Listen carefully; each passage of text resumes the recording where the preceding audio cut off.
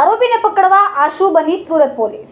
મહિલાઓના નોટોના બંડલ બતાવીને સોનાના ઘરેણા ઉતારી જનાર આરોપી ઝડપાયા।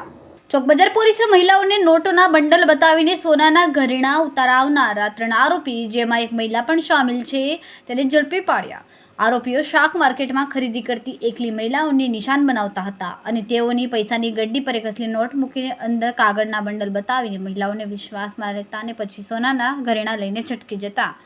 આરોપીને પકડવા પોલીસે શાકભાજી વેચનાર અને ચાની કીટલી બનાવનારનો વેશ ધારણ કરીને ટ્રેપ ગોઠવ્યો અને આખરે આરોપીને રંગે હાથ ઝડપી પાડ્યા। કેમેરામેન સેનિલ વિરાણી સાથે વિશાલ છેઠા, માનવ પ્રભા ન્યૂઝ, સુરત।